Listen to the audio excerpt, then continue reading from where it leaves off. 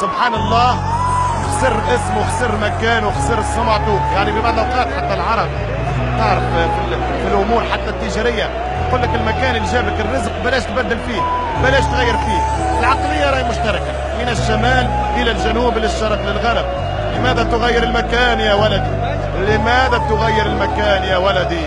الان قد اهديك اغنيه عبر الايميل، اقول لك ستفتش عنها يا ولدي في كل مكان، ستفتش عن الأحمر في كل مكان، ستسأل عنه كل عاشق فنان، ستبحث عنه في قادم الزمان وتقول يا ريت لم أغادر ذاك المكان، ولكن خلقت لتكون بالأحمر، لتلعب مع الأحمر. عدا ذلك هناك أسماء لا تنجح عندما تغير المكان، ولا تتألق عندما تفارق الحبيب الأول، كأنها لحظات من رثائك.